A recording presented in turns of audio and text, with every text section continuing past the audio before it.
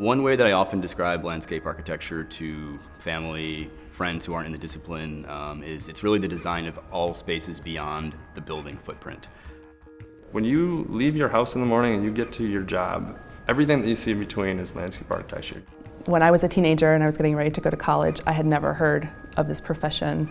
I think that's changing, and there's visibility, and with visibility comes value. We live in a complex world. We live in a world that's increasing in density, that has struggles with environmental resources, with clean air and clean water, with crowding, with places that seem to alienate people. And our profession works on every one of those problems in a comprehensive way so that we create places that are not only healthy with respect to water and green infrastructure, but with respect to where people go to work and where they raise their family and where they might retire.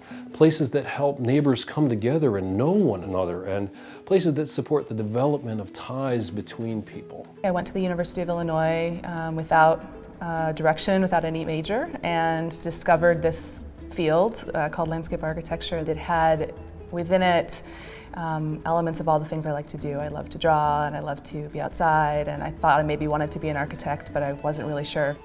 I think one of the things that is so important for landscape architecture in the 21st century is our understanding and our utilization of science. And that science, whether it's looking at hydrology, geology, soils, plant communities, and using that, understanding these natural systems to inspire and to inform our design is something that's really important for sustainability and the resilience of the profession and what we do in the world. You get to watch it happen. You get to watch the thing become real, whether it's a plaza or a riverfront. I mean, the scale doesn't really matter. You're actually making things. It's like art and design and Play-Doh and all that tactile stuff that I loved as a kid made real. You know, increasing numbers of students are joining landscape architecture programs in order to solve the problems of the 21st century. Pollution, wildlife migration. There are all these things that urbanization is affecting, and I think landscape architecture has the ability to actually address some of these issues. Ultimately, I think that this kind of planetary transformation is going to be affected by artists.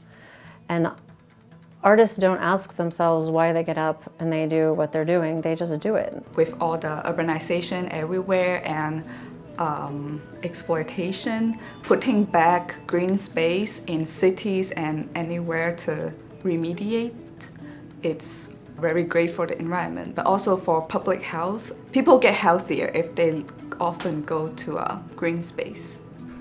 One of the biggest impacts that a landscape architect has that most people don't talk about is the ability to create a community or sense of place. It's not always, you don't always market it that way. You see trees and parks and landscapes, and one of the biggest things that we do, and what we've done at Site Design Group is creating communities. As a landscape architect, you're able to contribute to social equity and giving people a place to be and to celebrate and to play.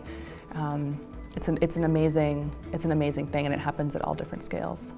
It's the combination of the people I get to work with and the problems we get to solve and the incredible meaning that we get from doing this work that makes it so exciting for me. You know, landscape architecture is the design discipline of the 21st century.